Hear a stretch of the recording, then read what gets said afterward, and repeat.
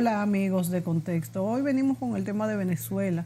¿Qué está pasando en esta gran crisis que se enfrentan en Venezuela? Y digo que se enfrentan porque hay dos bandos muy definidos, el partido oficialista y el partido opositor. Bueno, no hay un partido disputan, opositor, son bueno, muchos una partidos. coalición, exacto, encabezada por Juan Guaidó.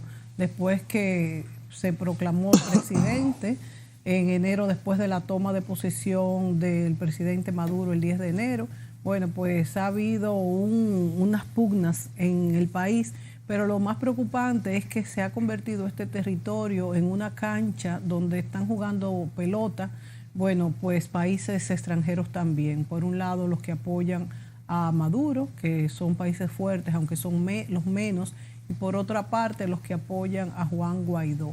Y me parece a veces me parece, bueno, como si se estuvieran disputando lo que es Venezuela, que a pesar de la situación económica en que vive ahora mismo, es un país muy rico, que tiene muchos recursos económicos.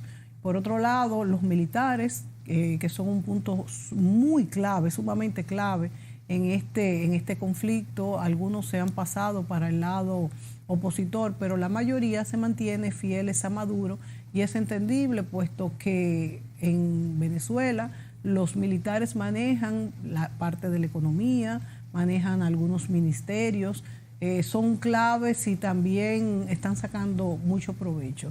Tenemos para este programa un venezolano que está residiendo, no sé si temporalmente en nuestro país, Simón Rodríguez. Ya lo entrevistamos una vez vía a Skype.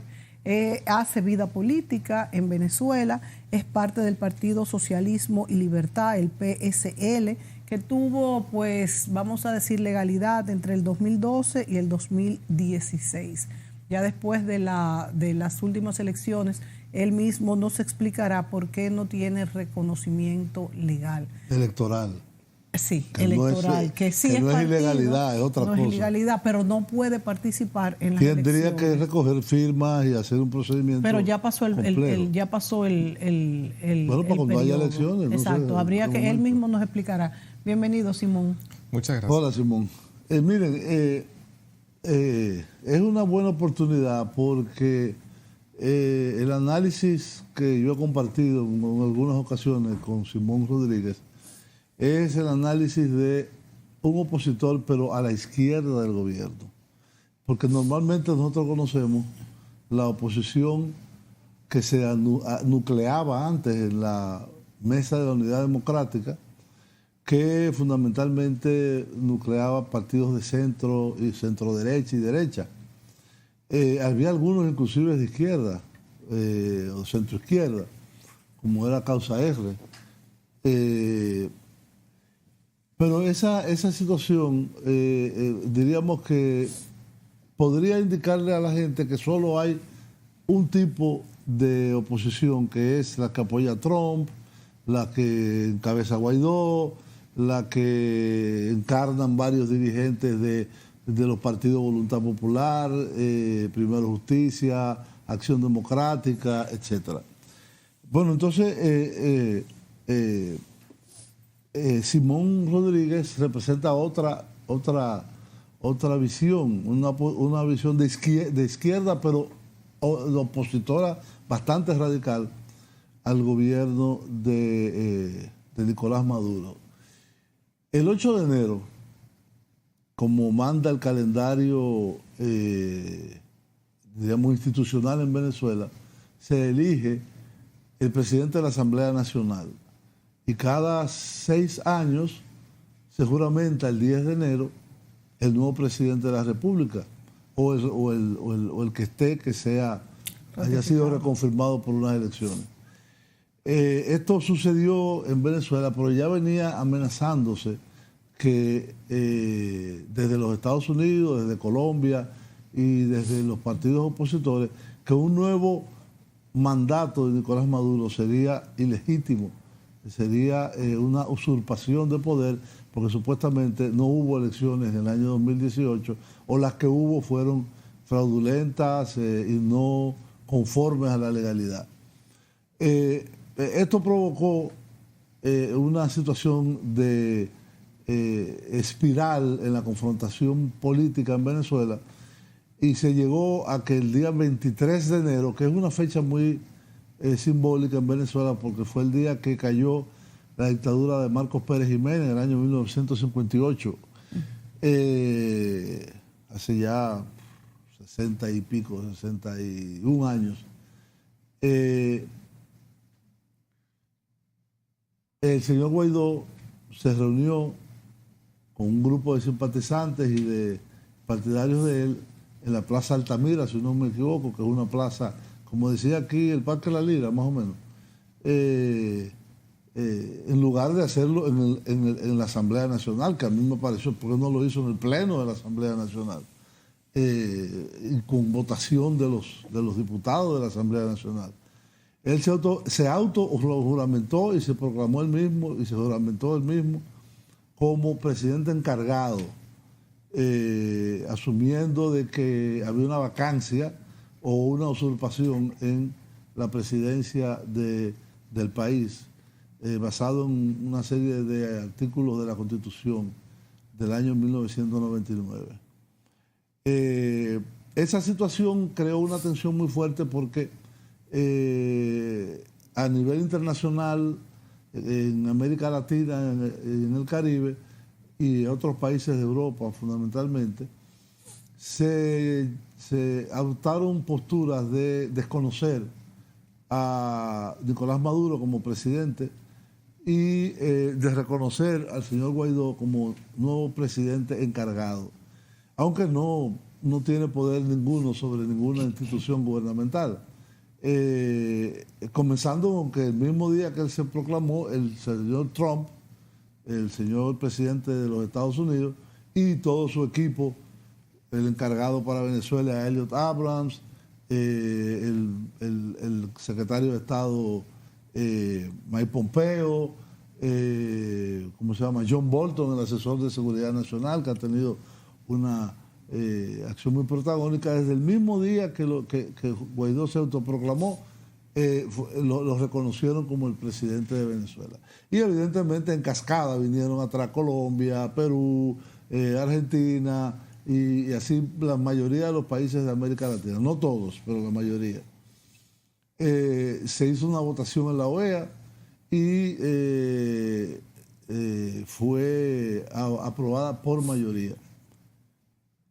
Después han venido todas estas escaramuzas de que la ayuda humanitaria, de que esto, pero lo más importante de todo esto, Guaidó, lo que dice la Constitución de Venezuela, que un presidente encargado por vacancia o lo que él llama usurpación, es por 30 días. Y esos 30 días tiene que convocarse a unas nuevas elecciones. Esos 30 días han pasado como 4 veces, porque si vamos de enero, febrero, marzo, abril, mayo, el 23 de mayo vamos a cumplir 4 meses de que ya a Venezuela se le han incautado muchos recursos. Por ejemplo, una emblemática compañía de la petrolera PDVSA, como es Citgo en los Estados Unidos, fue incautada por el gobierno norteamericano, reservas internacionales en bancos. El Banco Central de Inglaterra también incautó como unos 1.500 millones de dólares, si mal no recuerdo. Sí. En fin, ha habido una situación que lo que ha hecho es estrangular aún más la economía de Venezuela y las posibilidades de ingresos o los ingresos que ya tenía acumulados. A Venezuela no se le pueden hacer pagos en dólares, por ejemplo. Hay un virtual bloqueo a la salida de petróleo venezolano. No se pueden tramitar vía la banca norteamericana ningún pago, y creo que los europeos también han adoptado la misma posición. Es una situación realmente insostenible, no solo en el largo plazo, sino en el mediano. Hay algunos países, sin embargo, que sí le han dado apoyo a Maduro, países importantes como es China, como es Rusia, como es Turquía, en el ámbito regional Cuba, Nicaragua, ¿cómo se llama? Bolivia, y muy pocos países han adoptado una posición de neutralidad, como es el caso de Uruguay y México, que han llamado a una solución pacífica vía unas nuevas elecciones pactadas y supervisadas por las Naciones Unidas. Ante esta situación, esta descripción, la pregunta es, ¿cuál es el futuro inmediato en Venezuela? ¿Qué ustedes piensan que va a suceder en las próximas semanas y meses? Bueno, y recientemente, que se me olvidó, el día 30 de abril al 1 de mayo, hubo una intentona de golpe de Estado también. Y antes de que tú le contestes directamente esa pregunta sobre lo que ha dicho Julio, yo te pregunto a ti si Julio se refiere a que Guaidó se autoproclamó en un parque, de hecho, de segunda categoría. No, de segunda no, un parque. Un parque, bueno. Parque no tiene categoría. No tiene un parquecito, un parquecito. No, un parque. Ok, pero ahí va mi pregunta, No ¿Se lo hubiese podido hacer en el Congreso, claro que sí, donde estaba la Asamblea Nacional Constituyente opositora y que algunos le llaman usurpadora? Y estaban ahí que no me parece a mí que él hubiera podido ni siquiera entrar a ese sitio. Bueno, pues esa es la pregunta. Y segundo, sí, como bien dice Julio, se supone que un presidente encargado tiene que llamar a elecciones en un mes. ¿Está Venezuela bajo esa situación tan neurálgica, preparada para llamar a elecciones en este momento? Nos vamos a la pausa entonces y volvemos.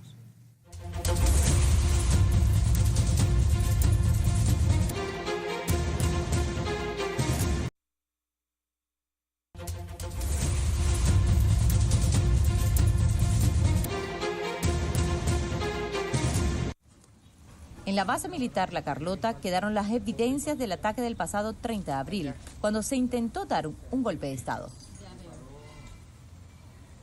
El coronel estaba de este lado, sí. Y ahí llegan, entran por tumban la reja, tumban la reja que está acá. Entra el tumulto, uno de ellos que estaba armado entró, pasó la mano, disparó varias veces. ¿Qué es lo que estamos viendo acá? Y el coronel que estaba acá cayó herido. Exactamente, así es. La orden fue asediar la instalación militar para tomar control de ella. Al lograr tumbar la cerca, ingresaron mercenarios. No solamente lograron quemar parte del comando del ejército, los destrozos también fueron en otras áreas. Por eso los helicópteros militares fueron movidos hacia el centro de la pista para resguardarlos de los ataques. Cuando tumbaron esta cerca, pues entraron y dispararon hacia esta área. Consiguieron más de 20 tiros en la pared de fusil, de armas cortas, y uno de los coroneles de la Guardia Nacional resultó herido justo acá. En el árbol se puede ver el impacto de bala. Esta acción fue parte de lo que la oposición llamó Operación Libertad, que buscaba derrocar al presidente Nicolás Maduro. El distribuidor Altamira, que queda al lado de La Carlota, fue el escenario de guerra y el punto de encuentro de todos los que apoyaron la insurrección. Máxima presión. Nos madrugaste, pero qué buena noticia, hermano. Y fue la prueba de los presuntos delitos cometidos ese día. Por allí desfilaron diputados de la Asamblea Nacional, al menos 10. Su presencia fue pública, notoria y comunicacional. Lo que está ocurriendo era lo que nosotros estábamos esperando, un apoyo por parte de la Fuerza Armada. Bueno, aquí el presidente Guaidó ha convocado al pueblo a la calle, ha decretado que se ha iniciado la etapa final de la Operación Libertad. Está llegando Henry Ramos Alup. Otros dos fueron el secretario general de Acción Democrática, el partido más antiguo de Venezuela, el diputado Henry Ramos Alup. ¿Oíste? ¡No lo traiciones! Déjalo, vale. También Edgar Zambrano, de Acción Democrática, vicepresidente del Parlamento, quien además participó en los diálogos de paz en República Dominicana y ya está detenido por su presunta participación en el golpe de Estado. En el video se le ve con los militares golpistas, con Leopoldo López, quien ese 30 de abril se fugó de su vivienda que tenía de casa por cárcel, y con Juan Guaidó, autoproclamado presidente, que encabezaron la acción para derrocar a Nicolás Maduro. Para el Ministerio Público, todos estos videos forman parte de las evidencias de la investigación y presumen 8 delitos en flagrancia, entre ellos instigación a la rebelión y traición a la patria. Por ahora, a 7 parlamentarios, el Tribunal Supremo de Justicia les consiguió elementos que apuntan a la responsabilidad de esos posibles delitos.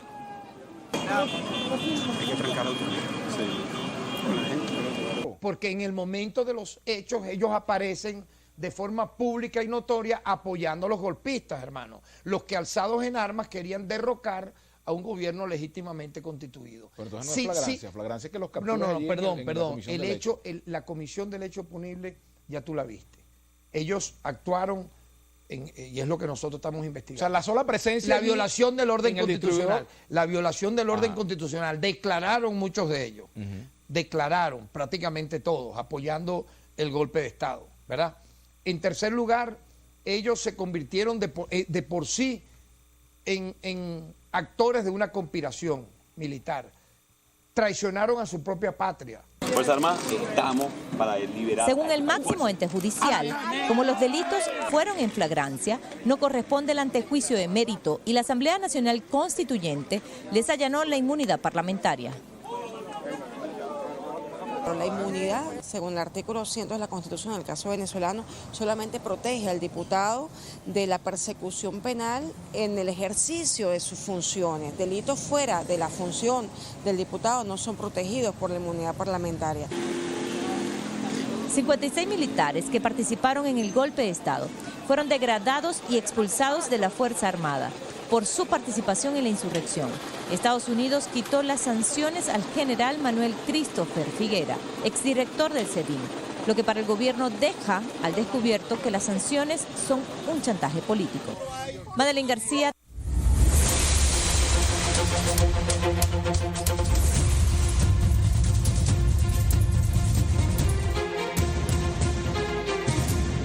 Bien, amigos, ahí veíamos parte de lo que sucedió ahí frente a la base militar de La Carlota, en el centro de Caracas, cuando se puso en libertad a Leopoldo López y acudió parte de los diputados opositores con algunos militares que también participaron en esa acción. Esa acción, por alguna razón, fracasó, no tuvo éxito. López está en la Embajada de España como invitado, supuestamente. El señor Guaidó está libre, no han habido medidas en contra de él, pero hay creo que 7 diputados están imputados, ¿no?, por rebelión. ¿Cuál es la situación, Simón? Bueno, sí, gracias por la invitación nuevamente para hablar sobre este tema que es muy complejo y sin duda meritaría probablemente muchos programas, pero lo que es importante que la gente entienda, bueno, por un lado tenemos esa crisis que podría llamarse superestructural o institucional, que a partir de que el gobierno pierde la mayoría parlamentaria en diciembre del 2015, el gobierno de Maduro procede a quitarle todas las competencias al Parlamento, en lo que se constituye una especie de autogolpe parecido al Fujimorazo. Eso a partir del mismo año 2016, año en el que además, bueno, se le retiró la legalidad o la personalidad jurídica electoral a la mayoría de los partidos, incluyendo nuestro partido, que es un partido opositor de izquierda, el Partido Socialismo y Libertad.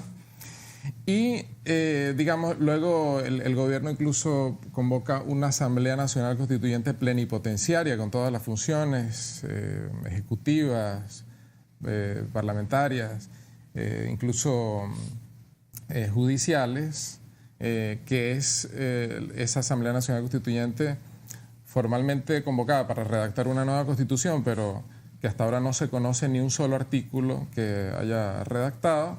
Esa institución, con 100% de miembros oficialistas, es la que convoca las elecciones de mayo del 2018, en las cuales, con el boicot de toda la oposición, tanto de derecha como de izquierda, solo con la participación de sectores minoritarios. ¿Pero Copey fue? Sí, bueno, Copey y un partido tradicional. Henry Falcón, que proviene de una disidencia del chavismo, pero la mayor parte de la oposición boicoteó esa elección. De allí resulta electo Maduro. Y posteriormente, entonces, en enero de este año, eso es mayo del 2018, sí. Lo curioso es por qué transcurrió tanto tiempo para la juramentación. Eso fue parte de las maniobras del gobierno, convocando una elección donde decía, bueno, en caso de que perdamos todavía gobernaremos 6 meses más. Eso con la clara intención de desestimular la participación. Déjame decirte, hay una acotación.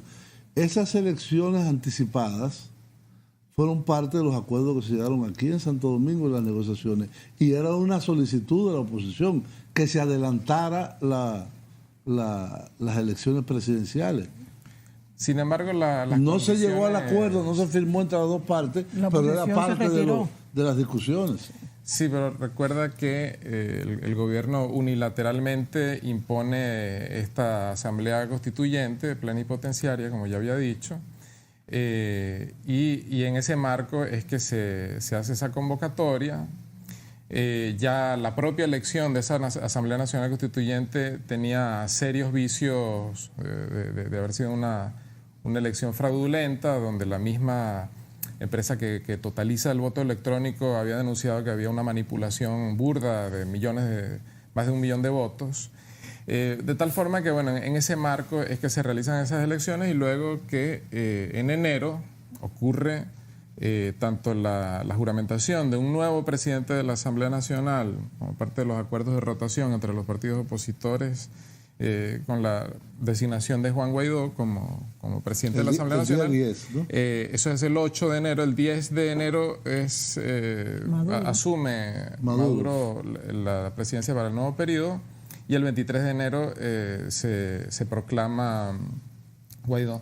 ¿Por qué esta autoproclamación se hizo de esa manera? Bueno, eso tiene que ver con el hecho de que no había pleno acuerdo de los partidos opositores tradicionales para esa jugada. Eso básicamente si lo hubieran hecho en la Asamblea, quizás hubiera habido más. Sí, eso fue una cosa que la pactaron básicamente 4 fuerzas, y no había consenso con el resto de la oposición. Por eso lo hicieron de esa manera, y además con directamente la dirección y la orientación del gobierno de Donald Trump. Para ser muy claro, nuestra posición es, nosotros acompañamos la lucha de la enorme mayoría de los trabajadores, de los sectores populares venezolanos, por dignidad en sus salarios, por derechos democráticos que han sido totalmente destruidos, contra el paramilitarismo, contra todo lo que son las características de un régimen que se ha movido hacia rasgos cada vez más autoritarios, realmente una dictadura cívico-militar, como ellos mismos se definen como gobierno cívico-militar. Pero de ninguna manera tenemos apoyo para el sector que representa a Guaidó, que es básicamente títere del gobierno de los Estados Unidos. Y esto, aunque pudiera parecer contradictorio o para algunas personas difícil de comprender cómo uno puede ser opositor y no estar con ese sector mayoritario de la oposición, o cómo siendo antiimperialista, siendo socialista, podemos estar en contra de un gobierno que se proclama socialista o antiimperialista, hay que entender que el gobierno realmente no tiene nada que ver con el socialismo ni con el antiimperialismo. Un gobierno que le ha entregado la industria petrolera a grandes transnacionales como Chevron, que ha entregado el 12% del territorio venezolano, un territorio 2 veces el tamaño de República Dominicana. No, 12. Sí, bueno, es más del doble. Bueno, lo que han entregado. Sí, lo que se ha entregado. Okay. Se llama el arco minero del Orinoco, son más de 100.000 kilómetros cuadrados, y se le ha entregado a Barrick Gold, a Gold Reserve, a grandes multinacionales, a un costo ambiental terrible. O sea, es un gobierno que ha permitido un saqueo terrible que es brutalmente antiobrero. Hace poco veíamos las declaraciones del fiscal general Tarek William Saab, que cuando fue gobernador del estado de Anzoátegui en el oriente del país, perpetró una de las más terribles masacres que han sufrido los trabajadores. ¿Y a favor de quién trabaja entonces el gobierno? Esa masacre fue la masacre de la Mitsubishi. Entonces, es un gobierno que representa a esa casta de nuevos ricos que llaman la boliburguesía popularmente, con un gran peso del sector militar en esa casta, y que gobierna en asociación y al servicio de los intereses transnacionales. En el pasado, como te quería decir, hay precedentes de una posición como la nuestra, por ejemplo, en la oposición el repudio a la agresión imperialista contra Panamá. pero que de ninguna manera implicaba darle apoyo político a Manuel Noriega, que más bien incluso provenía de las propias filas de la CIA, era un narcotraficante que había estado al servicio de la CIA. O en el caso de Saddam Hussein, también una dictadura en Irak que durante muchos años fue totalmente funcional al imperialismo yanqui en su política contra Irán, que recibió visitas de Rumsfeld, que recibió dotación de toda clase de armamentos que después utilizó contra su propia población, como el pueblo kurdo, y que la izquierda, sin de ninguna manera justificar al régimen de Hussein, se opuso a la agresión imperialista de Estados Unidos contra ese país. De la misma manera, en el caso de Venezuela, la oposición de izquierda está totalmente en contra de la injerencia de Estados Unidos, de la injerencia de Rusia y de otros países en nuestro país, de esas agresiones, como lo son las sanciones económicas implementadas en enero de este año, que implican digamos, prácticamente un bloqueo petrolero, la no compra de petróleo por parte de Estados Unidos, que es el principal cliente de petróleo venezolano, las sanciones financieras, asimismo. Todo eso nosotros repudiamos también el intento del 30 de abril, sobre el cual ese intento de golpe hay que decir que fue extremadamente débil. Ahí se demostró que realmente con 20, 25 soldados... ¿Fue débil o no funcionó? Es imposible que con 20 o 25 soldados se tomara un aeropuerto militar en Caracas. Y lo que se desprende de las declaraciones tanto del ministro de la Defensa, Vladimir Padrino López, quien se proclama chavista y socialista, pero que por cierto fue formado en la Escuela de las Américas, en Fort Benning, en Estados Unidos, la infame escuela de torturadores latinoamericanos. Sus declaraciones, como las declaraciones de Bolton, de Pompeo y del propio Trump, dan a entender que había un entendimiento entre el gobierno de Estados Unidos, que dirigía directamente ese intento de golpe, y sectores militares chavistas que a última hora deciden no participar, lo que en última instancia demuestra que el árbitro final de la política en Venezuela siguen siendo esos militares chavistas. Tenemos que hacer un corte y volvemos inmediatamente con Simón.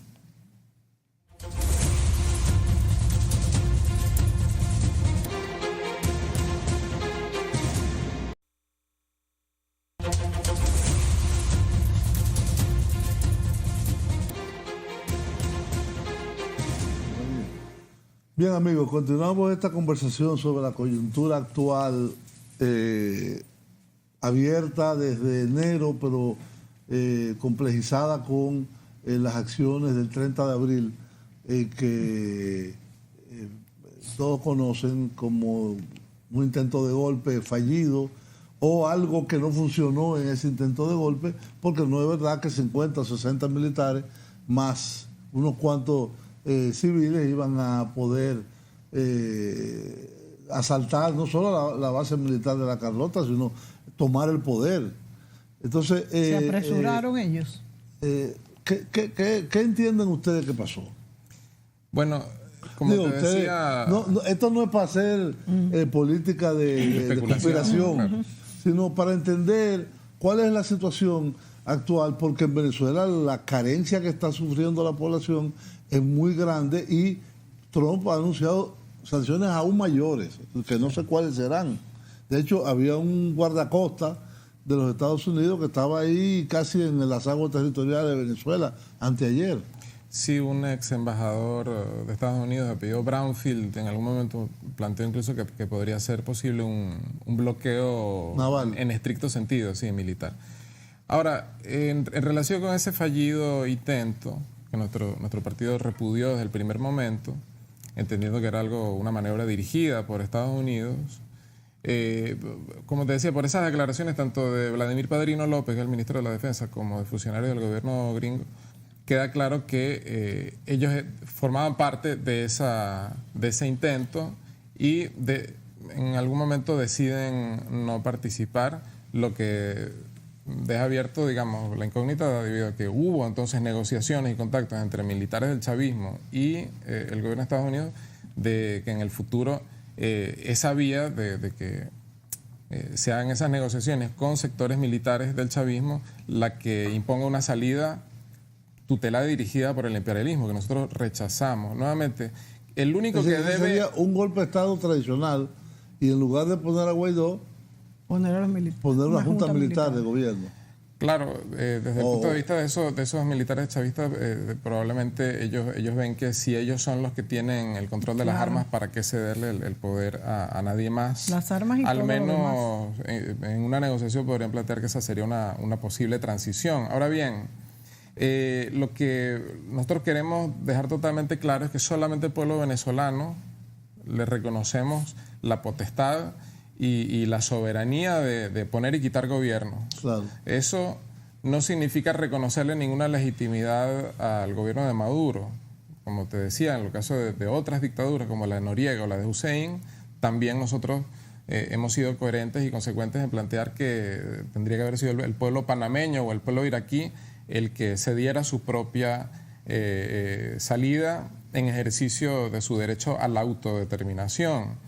Entonces, esta es de manera muy clara la posición que nosotros sostenemos. Entendemos que la enorme mayoría del pueblo venezolano, en repudio a un plan de ajuste que incluso ha llevado a la hiperinflación a Venezuela, que ha forzado a más del 10% de la población a salir del país, todo esto previo a las sanciones de Estados Unidos, simplemente por la decisión del gobierno de Maduro de que para pagar hasta el último dólar de deuda externa entre el 2014 y el 2018, se hizo una reducción de más del 80% de las importaciones. Se redujo el Producto Interno Bruto a la mitad como consecuencia de ese ajuste tan brutal. O sea, fue un conjunto de medidas que llevaron el salario mínimo a menos de $5, que cuando uno las entiende uno ve, bueno, esas son las razones por las cuales el chavismo perdió las elecciones de 2015, tiene un apoyo popular que ronda alrededor del 15-10% apenas, y con un repudio mayoritario. Eso no significa que ese repudio mayoritario esté endosado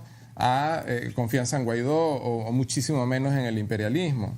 Pero aquellos sectores de la izquierda que soslayan ese repudio popular al gobierno de Venezuela le hacen un flaco favor a la causa del socialismo y del antiimperialismo. Nosotros creemos que es no solo posible, sino necesario para una posición revolucionaria en Venezuela o en Latinoamérica ser crítico y ver la realidad de lo que está ocurriendo en Venezuela, pues oponiéndose tanto a la agresión por parte del gobierno de Trump y a la intención del gobierno de Trump de decidir quién gobierna en Venezuela, como también a rechazar un régimen cívico-militar que no tiene nada de socialista ni de revolucionario y que gobierna en contra de los trabajadores, en contra de los indígenas, de los campesinos, de los sectores populares.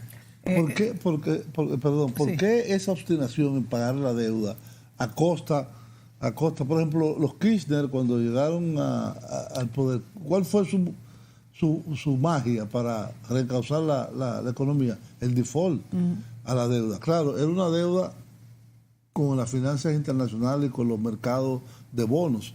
En este caso, ¿hay alguna vinculación política con China o con Rusia y no así con los mercados internacionales de bonos? Para que tengamos una idea de cómo es la economía venezolana, hasta enero de este año, cuando comienzan las sanciones petroleras, el primer socio comercial de Venezuela era Estados Unidos. Es decir, si tú sumabas a Rusia y China, el comercio bilateral, no le llegaba ni a la mitad del comercio con Estados Unidos, que era más de 2/3 del comercio internacional. La principal fuente de importaciones y el principal destino de exportaciones. E incluso los principales acreedores de deuda externa están en Wall Street, no en Beijing ni en Moscú. Entonces, esta obstinación que, como bien la llamas, caracterizó al gobierno de Maduro, responde a su propia condición como gobierno capitalista. O sea, ellos han tratado de demostrar hasta lo último, incluso a costa de destruir, paradójicamente, totalmente la economía venezolana, que son un proveedor confiable de petróleo y que son confiables en el pago de la deuda externa. A diferencia de Ecuador, de otros países donde se hicieron auditorías de la deuda externa, en Venezuela nunca se hizo y el gobierno venezolano siempre fue muy insistente en que la deuda venezolana, a diferencia de otras en Latinoamérica, era perfectamente legal y legítima, cosa que tampoco es verdad porque gran parte de la deuda resulta de estatización de deudas privadas en años anteriores. De tal forma que el asunto del no pago de la deuda externa resulta crucial para la recuperación política y económica de nuestro país y ni Guaidó, que incluso en su condición, digamos, de gobierno espurio, interino, ha autorizado el pago de servicios de deuda externa venezolana contraída por el chavismo, como en el caso del chavismo, que pagó más de 80.000 millones de dólares en los últimos 5 años, ambos sectores se demuestran totalmente genuflexos ante Wall Street a la hora de tratar el tema de la deuda externa. Nos tenemos que ir a la pausa, Simón, pero me gustaría que en el segmento anterior tú explicaras un poco la situación de la oposición, de ustedes, los partidos de opositores. Si bien es cierto que lo lógico en Venezuela fuese que los venezolanos resolvieran este problema político ya extendido durante tantos años, también es cierto que si la oposición no se une, yo no veo la forma en cómo esto va a suceder. Y si los militares tomaran el poder para un gobierno de transición, ¿qué pasaría? ¿Estarían ellos realmente en la disposición de soltar todo ese poder, no solamente político, sino económico que tienen también? A ver si nos hablas un poquito de eso. Volvemos.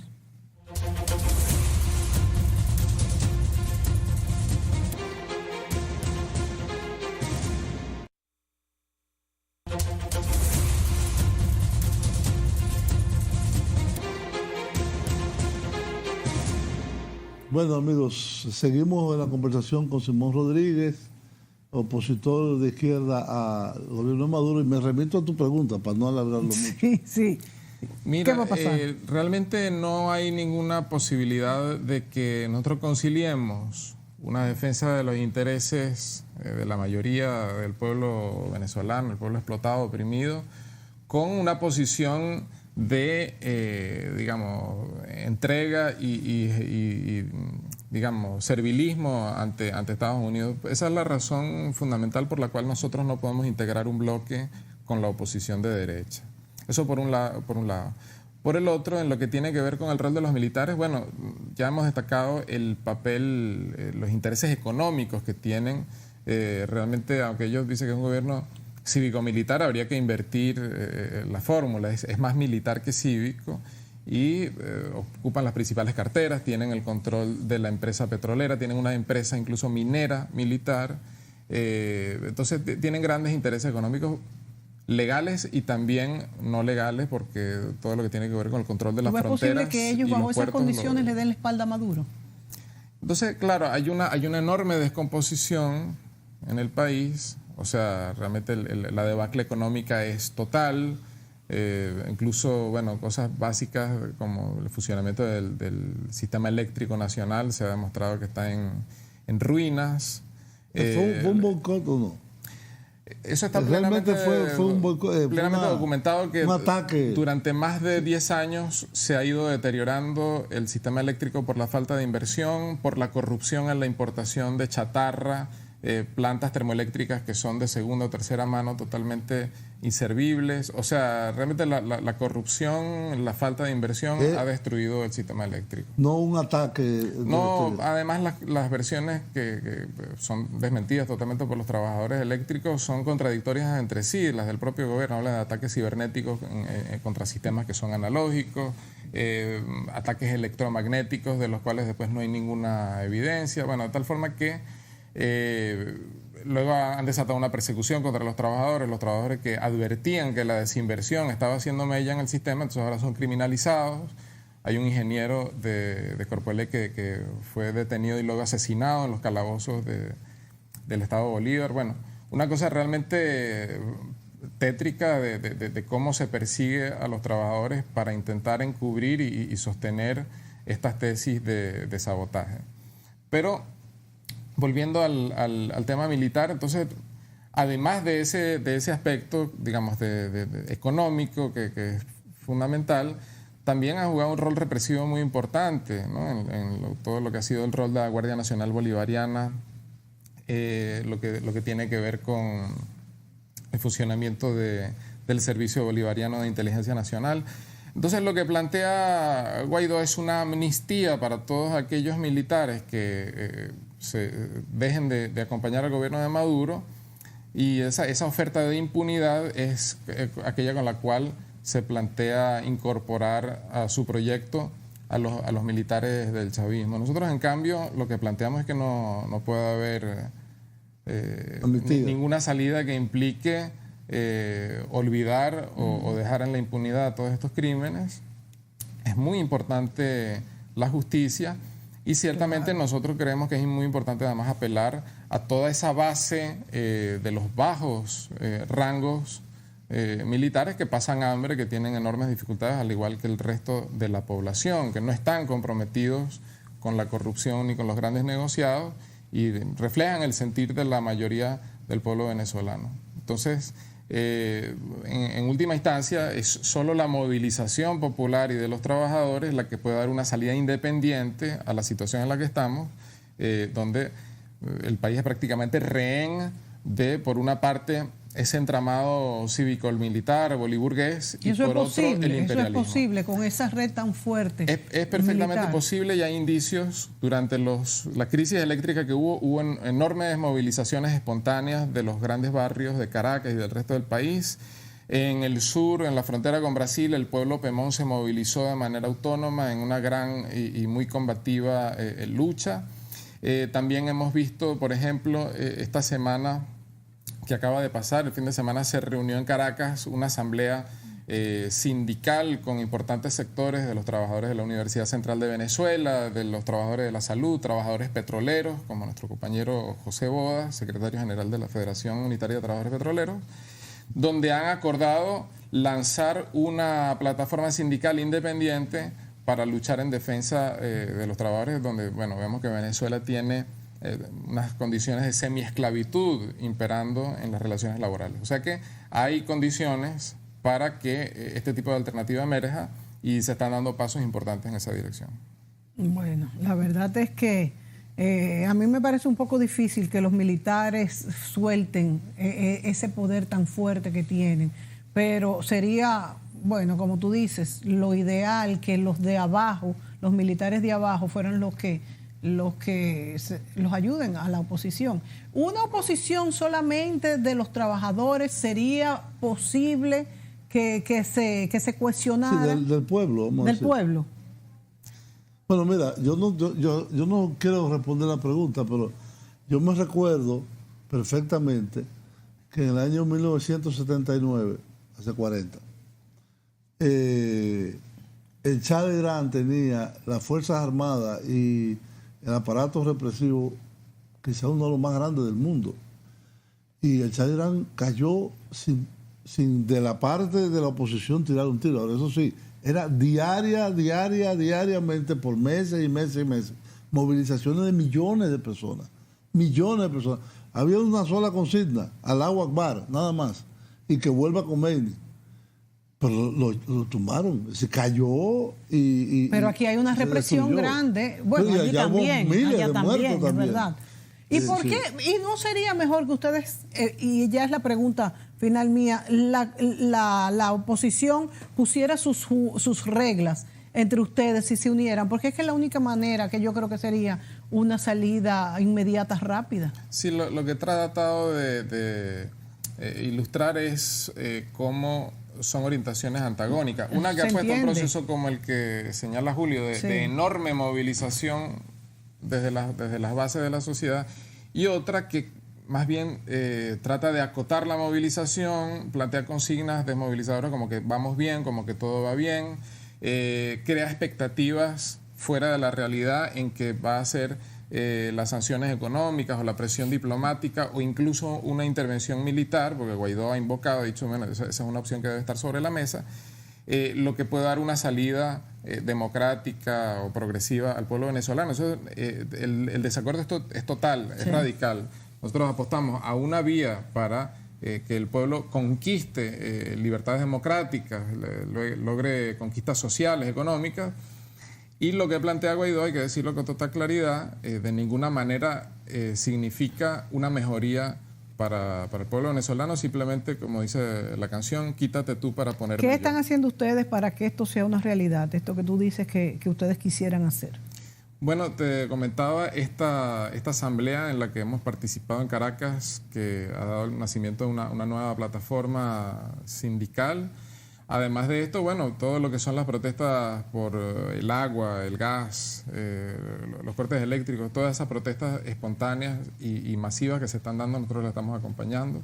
O sea que es un proceso vivo, no es solamente la invocación de una abstracción, sino que efectivamente hay esos procesos espontáneos y autónomos. Lo que creemos es que eso debe potenciarse, articularse y eventualmente dar saldos orgánicos que permitan efectivamente la configuración de una oposición mucho más contundente desde el campo popular y de los trabajadores. Bueno, no hablamos también de la posible reintegración del Tratado Interamericano de Asistencia Recíproca, que se habla de que esto pudiera también pero ser... eso por una agresión exterior. Eso es lo que quería. Eso es lo la que única quería, agresión exterior que es Venezuela de Estados Unidos. Eso quería que tú también conversaras, pero ya se nos acabó el tiempo, pero es como tú dices, eso sería también una agresión exterior. Señores, la verdad es que... la única vez que pudo funcionar las Malvinas no funcionó. Sí. No funcionó. Bueno, hay mucho que hablar. Vamos a seguir con Simón Rodríguez, pero ahora vamos a presentar en un segundo programa un libro que él junto con Miguel Soranz publicó hace unos meses atrás. El año pasado. El año pasado.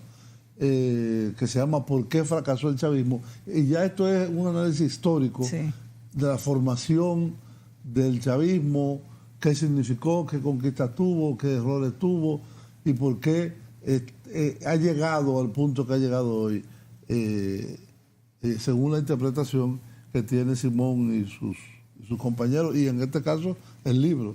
Así que seguimos en este programa, pero con un segundo programa. Señores, hasta pronto. Muchas gracias.